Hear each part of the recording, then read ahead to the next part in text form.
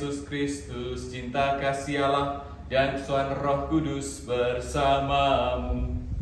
Dan bersama rohmu.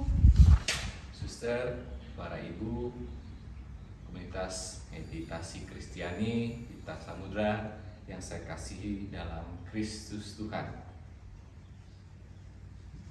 Kita bersyukur karena pada kesempatan ini kita diperkenankan untuk mengalami kasih Tuhan bersama komunitas kita dalam rekoleksi yang akan kita laksanakan. Pada perayaan Paskah ini kita ingin mendalami cinta Tuhan yang bangkit. Kita ingin merefleksikan kebangkitan Tuhan itu, sehingga kebangkitan Tuhan bukan peristiwa masa lalu, tetapi kebangkitan Tuhan itu hadir di tengah kita. Dan kita boleh mengalami kebangkitan Tuhan, boleh juga bangkit dari segala kemelut persoalan hidup, sakit yang kita alami. Dan kita tahu, bangkit dari kesulitan hidup, persoalan hidup tidaklah mudah, sebagaimana dialami oleh Maria Magdalena dan juga para murid. Namun kita belajar dari murid yang dikasih Tuhan, yang dapat percaya akan kebangkitan Tuhan, dan selanjutnya dia sendiri menulis, merefleksikan kisah kebangkitan Tuhan, sehingga menjadi Injil, kabar gembira bagi kita semua. Maka tema kita dalam rekoleksi ini, percaya akan kebangkitan Tuhan dalam kehidupan kita sehari-hari karena cinta, bersama 1 Yohanes dari salib. Suster, para ibu, komunitas meditasi Kristiani Bintang Samudra yang saya kasihi, mari sebelum kita memeditasikan kebangkitan Tuhan dalam kehidupan kita dan merayakan kebangkitan Tuhan dalam perayaan Ekaristi, kita merendahkan diri kita depan Tuhan, mohon ampun atas segala dosa dan kesalahan kita. Saya mengaku Kepada Allah yang Maha Kuasa dan kepada saudara sekalian bahwa saya berdosa dengan pikiran dan perkataan, dengan perbuatan dan kelalaian. Saya berdosa, saya sungguh berdosa. Oleh sebab itu saya memohon kepada Santa Perawan Maria, kepada para malaikat dan orang kudus, dan kepada saudara sekalian, supaya percaya kepada Allah Tuhan kita. Semoga Allah yang Maha Kuasa mengasihi kita, maupun dosa kita, dan mengantar kita ke hidup yang kekal. Amin. Tuhan kasihanilah kami. Tuhan kasihanilah kami. Kristus kasihanilah kami. Kristus kasihanilah kami. Tuhan kasihanilah kami. Tuhan kasihanilah kami. Kemuliaan kepada Allah di surga dan damai di bumi kepada orang yang berkenan kepadanya. Kami memuji Dikau, kami memuliakan Dikau, kami menyembah Dikau. Kami bersyukur kepadamu karena kemuliaan-Mu yang besar. Ya Tuhan Allah, Anak Domba Allah, Putra Bapa, Engkau yang menghapus dosa dunia, kasihanilah kami. Engkau yang menghapus dosa dunia, kabulkanlah doa kami. Engkau yang duduk di sisi Bapa, kasihanilah kami. Karena hanya Engkaulah kudus, hanya Engkaulah Tuhan, hanya Engkaulah Maha Tinggi, ya Yesus Kristus, bersama dengan Roh Kudus dalam kemuliaan Allah Bapa. Amin.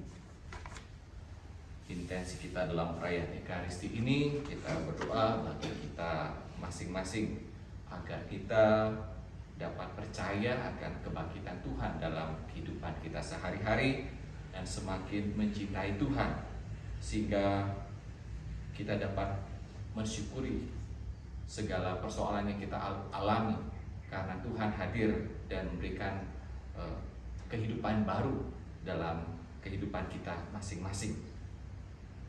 Juga dalam perayaan Ekaristi ini kita mohon berkat Tuhan, mohon diberikan kelancaran bagi presentasi Johan Christopher.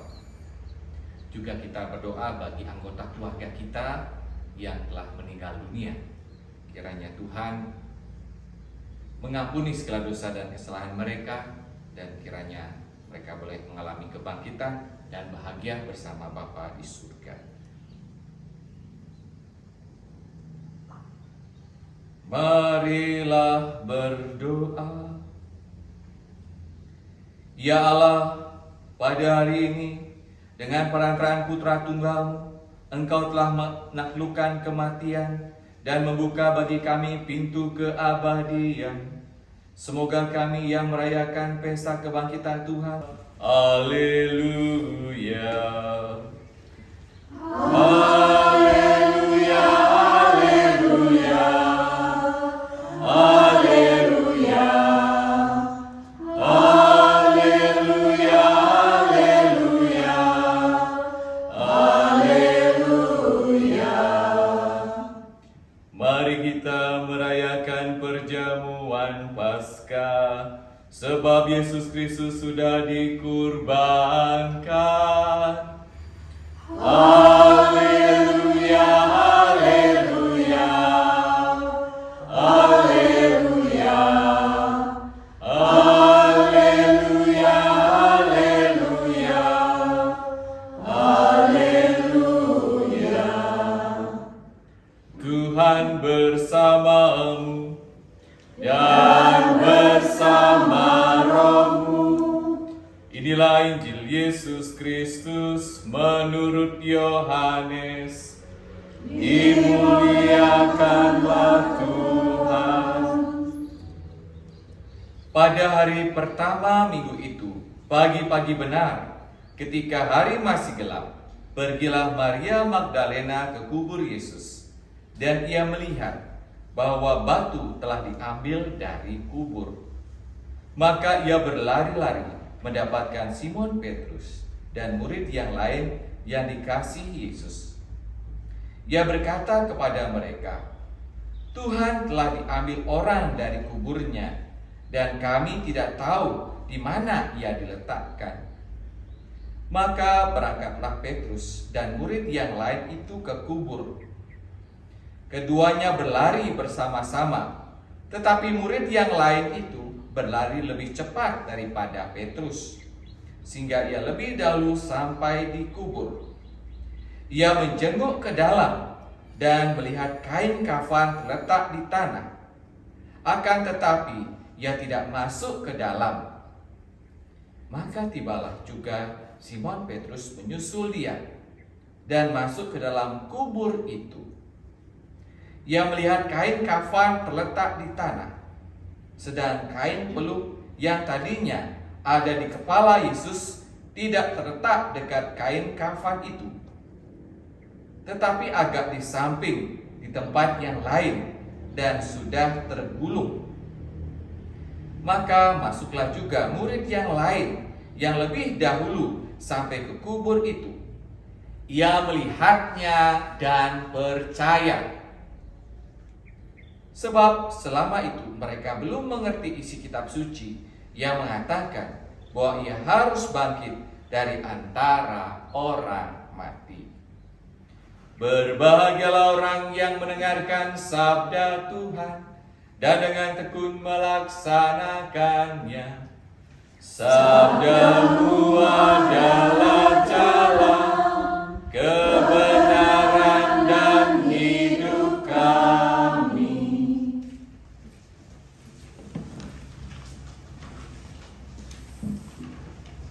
Suster, para ibu, para saudari yang saya kasihi dalam Kristus Tuhan.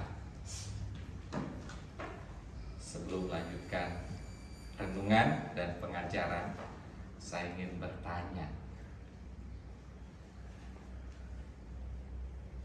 Siapa yang pertama kali menyaksikan kebangkitan Tuhan? Laki-laki atau perempuan? Perempuan.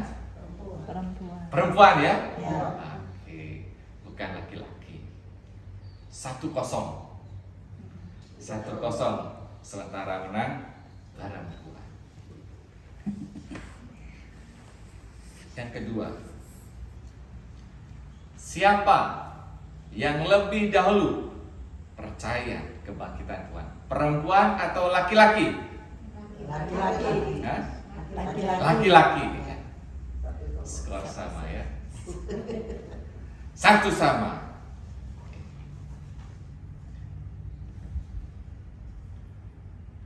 Dari dua pertanyaan ini saya tidak melanjutkan lagi. Tidak perlu lagi ada adu penalti. Tapi saya hanya mau mengatakan bahwa menjadi pewarta kebangkitan Tuhan antara perempuan dan laki-laki harus saling melengkapi. Tidak boleh mengatakan perempuan yang lebih hebat ataupun laki-laki lebih hebat. Di dalam Tuhan kita mempunyai martabat yang sama sesuai dengan peranannya masing-masing. Perlu harus saling melengkapi. Lebih dalam lagi soal kebangkitan, apalagi sampai percaya, bukan masalah perasaan. Nah, kalau perempuan, kalau ibu-ibu kan biasanya sedikit-sedikit perasaan yang udah ya. Ternyata tidak cukup dengan hal itu. Kalau laki-laki beda lagi. Kalau laki-laki sukanya apa? Otot dia. Otot, dia main otot. Sedikit-sedikit tangannya naik kalau laki-laki. Maka para rasul tuh memang larinya tuh kenceng ya. Sehingga Maria Magdalena dan yang lainnya tuh ketinggalan. Jadi laki-laki kalau lari itu lebih kuat. Tetapi juga bukan pakai otot saja. Memang perasaan diperlukan, otot juga diperlukan, tapi berhubungan dengan kebangkitan diperlukan pemikiran yang dalam, refleksi yang mendalam, dan itulah yang disebut dengan meditasi. Kita mendengar dalam Injil tadi murid yang lain, yaitu Yohanes. Yohanes itu di antara 12 rasul itu adalah murid yang dikasihi. Rupa-rupanya pengalaman dikasih itu membuat dia juga lebih dari yang lainnya mengasihi Yesus, sehingga dia bisa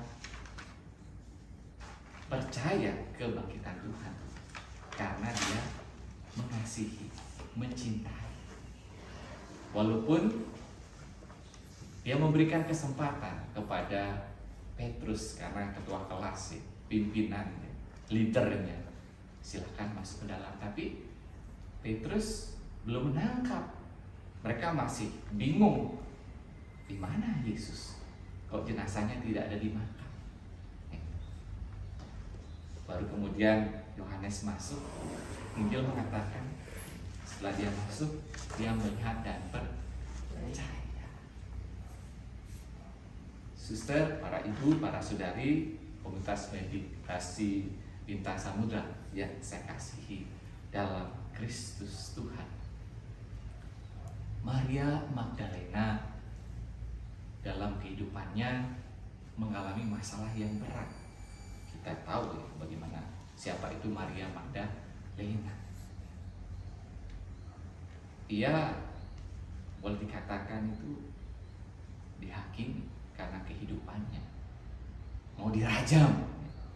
Tetapi Yesus hadir dan membebaskan dia dari rajaman ahli Taurat dan orang Farisi, sehingga ia yang sepertinya kehilangan harapan atau yang boleh dikatakan yang hampir mati, tetapi dengan Yesus hadir dia mendapatkan semangat baru, harapan lagi. Jadi hidupnya itu mulai bergairah kembali, bersinar lagi.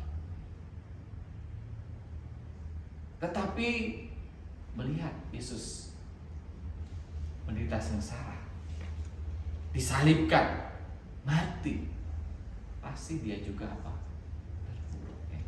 Hatinya tuh sepertinya diombang-ambingkan. Lagi down, ya, diangkat lagi. Ya. Sudah tinggi hatinya, boleh katakan apa? Sudah semangat, dibanting lagi. Demikian pula para rasul. Mereka bersama dengan Yesus itu kan ketiban ininya ya. Terkenalnya, viralnya, enaknya. Jadi kelompok elit, mapan, mereka senang, sukacita selalu bersama dengan Yesus. Tetapi ketika Yesus menderita sengsara, disalibkan, mereka juga kena dampaknya. Karena Yesus dianggap sebagai buronan, jadi ya pengikut-pengikutnya juga kena imbasnya. Sehingga Petrus itu menyangkal ya, di rumahnya Pilatus, menyangkal sampai 3 kali. Juga hatinya saat itu juga terombang-ambing.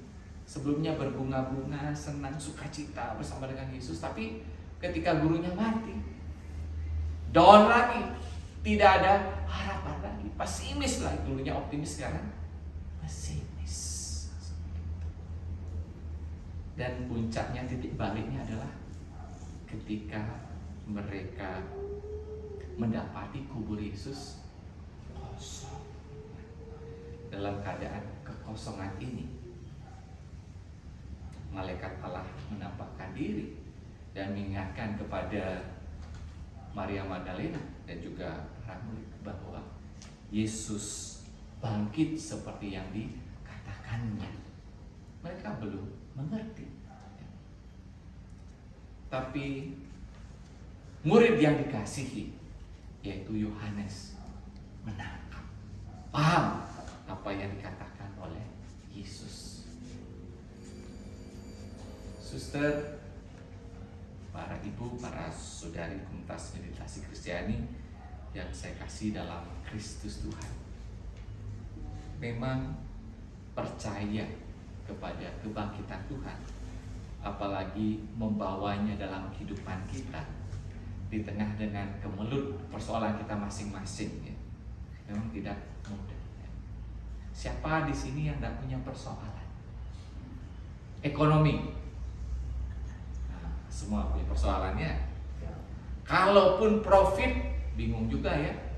Ntar lagi harus pertanggungjawaban pajak, bingung juga. Siapa yang tidak punya persoalan dengan anak? Masih bisa menghadapi ya. Siapa yang tidak punya persoalan dengan kesehatan? Di sini sehat semua? Amin. Bukan amin itu kerinduan kita ya, iman kita. Tapi faktanya bisa juga kita ya, sudah umur dulu, jalan juga sudah mulai sempoyang asli mama saya. Kita jalan sudah tidak bisa lurus lagi, miring-miring. Ya, itulah.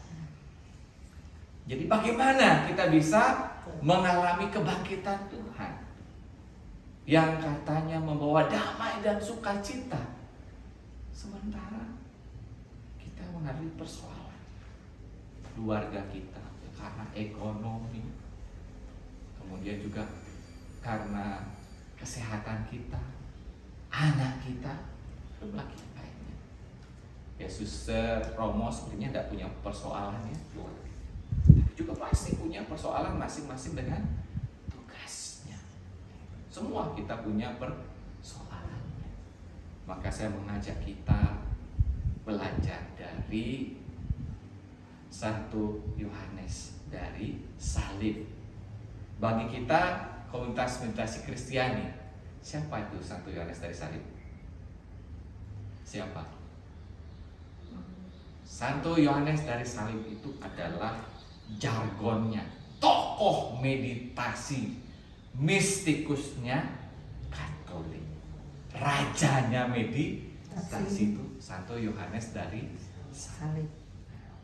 Terus temannya, ratunya siapa? Siapa ratunya? Ya, Teresia Avila. Sudah pernah pergi siarah ke sana ya? Avila ya kan? Romo sudah pergi ya? Ada benteng ya? Ya. Maka ada bukunya Puri Batin. Puri Batin. Jadi Santa Teresia Avila mau bertemu dengan sang raja dengan masuki puri batinnya, melewati lorong-lorong yang gelap. Sedangkan ratunya Santo Yohanes dari Salib, ya, buku rohaninya yang terkenal adalah Malam Gelap Jiwa. Wah, itu. Jadi bertemu dengan Tuhan itu melewati malam gelap jiwa. Pada kesempatan ini saya mengajak kita merenungkan ajarannya, bagaimana mengalami persatuan dengan Kristus, mistik dengan Kristus lewat pengalaman malam gelap. Bagi Santo Yohanes dari Salib, meditasi adalah komunikasi dengan Tuhan lewat fantasi, imajinasi. Sering ya mendengar itu ya. Jadi kita dapat bercakap-cakap, ngobrol, mengalami Tuhan melalui fantasi dan imajinasi. Tentu di sini imajinasi, fantasi di sini bukan sekedar ilusi ya, bukan sekedar bayang-bayang, bukan sekedar khayalan, bukan. Tetapi menghidupkan fantasi, imajinasi tentang kehadiran Allah didasarkan pada kitab suci. Karena imajinasi dan fantasi itu juga adalah karunia Tuhan. Sampai nanti kita mengalami hiburan rohani. Jadi fantasi, imajinasi itu membuat meditasi kita atau pikiran kita itu hidup, bekerja, aktif, sehingga kita bisa dalam fantasi, imajinasi dibantu oleh pikiran kita, kemudian juga dibantu oleh hati kita. Kehadiran Tuhan yang kita renungkan dalam kitab suci itu hidup, ya, sehingga memberikan penghiburan, kemudian damai, sukacita dalam pikiran dan hati kita. Nah, inilah yang dikatakan oleh Santo Yohanes dari Salib ketika kita meditasi, kemudian kita menggunakan pikiran kita, menggunakan fantasi, menggunakan imajinasi kita masuk ya bertemu Tuhan lewat malam aktif, malam gelap jiwa yang aktif. Kenapa aktif? Ya, karena kita menggunakan pikiran kita, hati kita, dan di sana dalam malam gelap aktif itu jiwa kita itu mengalami sukacita, penghiburan seperti itu. Sehingga kadang-kadang saking senangnya kita ingin berlama-lama. Jadi kalau suster, bapak, ibu punya pengalaman ingin meditasi dan meditasinya tidak mau sebentar-sebentar, lama-lama, itu teman-teman masuk dalam malam gelap aktif. Ya. Tetapi untuk sampai bertemu dengan Allah, mengalami Allah, apalagi kebangkitan Tuhan, ya, tidak boleh hanya berhenti di sana. Jadi malam gelap aktif harus beranjak kepada malam gelap pasif. Artinya apa? Malam gelap pasif artinya kita mengistirahatkan imajinasi, fantasi kita, pikiran kita, dan kita mengistirahatkan apa yang kita alami, pengalaman yang enak bersama dengan Tuhan segala macam. Dari usaha kita tuh kita istirahatkan. Selanjutnya kita beri kesempatan kepada Tuhan, maka kita pasif. Tetapi biar Tuhan yang aktif, Tuhan yang bekerja lewat Roh Kudusnya ya dalam hati kita. Itulah yang dinamakan perjalanan dari meditasi ke kontemplasi. Dan ketika orang sampai pada kontemplasi ini, memang awal-awal dari kontemplasi itu bisa jadi orang merasa apa? Sepertinya tuh gelap dan tidak mendapatkan apa-apa. Bisa jadi mengalami kekeringan, bisa menjadi mengalami kejenuhan, atau bisa jadi mengalami apa saat dimana saya ini kok ingat dosa-dosa kita ya. Saya ini kok tak pantas, tak layak di hadapan Tuhan. Saya ini kok rasanya tuh jauh dari Tuhan. Saya ini kok rasanya tuh jahat dengan Tuhan. Seperti itu. Nah, dalam situasi seperti ini diperlukan apa? Kesabaran tetap bertahan. Nah, sebenarnya di sinilah Tuhan berkarya. Ya, memang malam gelap jiwa. Ya. Tetapi di sana kita yang pasif, tetapi Allah bekerja, memberikan kesadaran baru kepada kita, dan akhirnya lama-lama kita menyadari bahwa kita semakin mengenal Tuhan. Wah, Tuhan itu luar biasa. Saya ini orang berdosa, banyak kekurangannya, tapi kok Tuhan tuh kok masih sayang dengan saya? Kok menyelamatkan saya? Kok Tuhan tetap memberikan kesehatan? Kok memberikan rezeki tetap? Kok masih hidup? Akhirnya membuat kita semakin mencintai Tuhan. Nah, inilah kontemplasi yang sejati.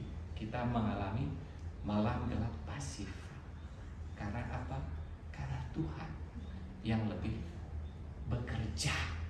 Bukan hanya pikiran kita mengandalkan imajinasi dan fantasi kita, tetapi proses itu menurut 1 Yohanes dari salib harus dilalui. Memang dalam kehidupan rohani orang akan mengalami saat-saat kering, isolasi, dan akhirnya juga akan mengalami konsumsi. Bagi para pemula, memang dalam meditasi yang dicari itu adalah penghiburan, kedamaian. Itu meditasi pemula. Tetapi kalau sudah semakin berkembang, semakin senior, apalagi sampai kepada kesempurnaan, orang lagi tidak akan mencari namanya penghiburan rohani. Orang akan sampai apa yang disebut dengan apa? Keikhlasan. Orang akan sampai pada apa? Ketulusan. Dan orang akan sampai pada cinta sejati. Itulah perfekta, kesempurnaan kehidupan rohani lewat meditasi, di mana orang sudah bisa apa? Menerima percobaan dalam hidupnya, masalah hidupnya, tugas-tugas berat dalam kehidupannya, entah sebagai biarawan, biarawati, rohaniwan, rohaniwati, sebagai ibu rumah tangga, dan sebagainya. Orang tidak lagi mengeluh, tetapi dia dapat menerima itu semua dengan ikhlas. Karena apa? Karena cinta. Nah, pada titik inilah bagi saya orang bisa percaya akan kebangkitan dalam kehidupannya sehari-hari. Karena apa? Karena dia cinta. Santo Yohanes dari Salib mengatakan perjuangan dalam mencapai persatuan mistik dengan Tuhan itu ya seperti orang apa? Seorang yang mau menikah, seorang yang kasmaran dengan Tuhan, seperti seorang yang cinta sekali dan mau bersatu dengan pasangannya, maka malam-malam dia gelisah, cemas, maka malam pun dia apa? Rindu. Bisa jadi dia keluar rumah malam. Karena apa? Karena begitu kasmaran. karena begitu mencintai kekasihnya. Apapun resikonya diambil. Dan kalau orang sudah bersatu dengan orang yang dicintai, semisal para ibu nih kan, sudah mencintai pasangannya, walaupun tahu jeleknya pasangan, sakitnya bersama pasangan, tapi tidak bertahan kan? Tahan kan? Bahkan tidak hanya itu, para ibu ini apa? Berkorban untuk pasangan. Sakit hati apa? Tidak terasa. Capek lelah tidak terasa. Kenapa? Cinta dengan pasangan. Bukan pasangan yang memberi. Tidak jarang mungkin para ibu yang ngorok untuk pasangan. Tapi apa? Karena cinta itu apa? Merasa bahagia. Nah, seperti itu. Nah, inilah orang yang boleh katakan sampai kepada cinta yang sejati melalui pengalaman malam aktif, malam pasif, sesuai dengan ajaran 1 Yohanes dari salib. Ya. Maka selanjutnya saya akan mengajak suster, para ibu, kita mencoba untuk merenungkan di tempat kita di villa ini yang suasananya sangat mendukung kita. Kita akan bermeditasi, kita akan menghidupkan menggunakan fantasi, imajinasi kita yang sesuai dengan tadi bacaannya kita renungkan, di mana Yesus yang bangkit menampakkan diri kepada Maria Magdalena dan para rasul di saat mereka kehilangan harapan, di saat mereka bingung dan panik. Dan selanjutnya dalam diam kita mencoba mengalami malam gelap jiwa yang pasif. Kita berkontemplasi, kita biarkan Tuhan berbicara, Tuhan bekerja dalam hati kita. Semoga di dalam keheningan, dalam kontemplasi itu kita bisa melihat dan akhirnya percaya akan kebangkitan Tuhan dalam kehidupan kita, dalam situasi sulit yang kita alami, sehingga kita menjadi orang-orang yang ikhlas, orang-orang yang tulus menghadapi apapun, karena kita percaya sakit pun, masalah pun Tuhan hadir, tetapi Tuhan sendiri yang akan memberikan yang tepat, yang terbaik.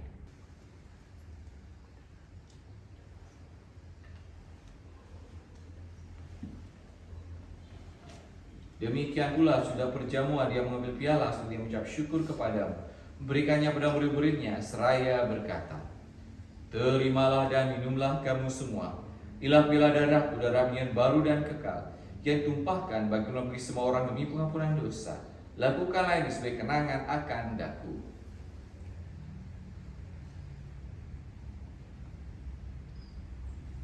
Seperti itu, tetapi ada sebersit kepercayaan yang ada kecil itu memberi semangat saya, ada kecil itu memberi harapan saya. Masa sih mau seperti ini? Saya selalu menghibur diri seperti itu. Masa sih mau seperti ini, seperti itu ya. Jadi seperti Romo serengkan tadi ya, seperti Romo serengkan tadi, pengalaman saya ini, perutusan saya yang merasa saya sangat juga berat ya. Berat ya, saya ini berat begitu ya. Aduh, saya ini sudah umur, berat, rasanya saya berat begitu ya. Tapi saya melakukan itu juga apa ya? Ya pokoknya mengerjakan lah, saya mengerjakan dengan tulus lah begitu ya, dengan tulus, bahwa upah itu nantilah, tapi bahwa saya itu akan bekerja dengan baik.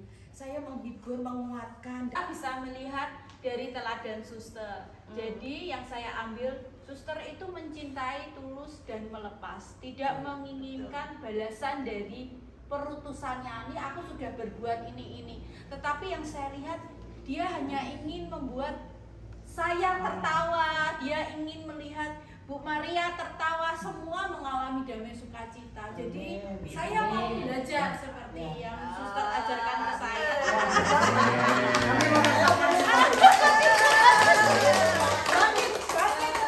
silakan. Selamat siang Romo, Suster, Ya. mamanya Romo Kadek sama teman-teman semua. Saya mengucapkan terima kasih dan puji syukur Romo, Suster, teman-teman bisa hadir di tempat kami ini untuk melaksanakan dipersembahkan misa lagi Romo di luar dugaan saya, benar-benar suatu kebanggaan, bersyukur karena rumah ini dulu diberkati sama Romo Opa, Romo Subage. Setelah itu kan jarang kita kesini itu, jarang-jarang ditempati. Mungkin ada saudara kita yang sekali-sekali kesini. Nah itu supaya Tuhan itu supaya hadir ikut di dalam rumah sini kan, kalau rumah kosong kan tidak bagus. Nah saya bersyukur sekali Romo mempersembahkan misa pada siang ini. Suster, terima kasih arahannya. Bu Susi, begitu diadakan telepon mau rekoleksi di Lus, saya sangat bersuka cita, benar-benar. Terima kasih. Terima kasih Romo Pak.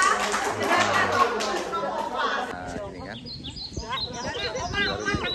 Komunitas Meditasi Bintang Samudra. Yes, yes. Oke.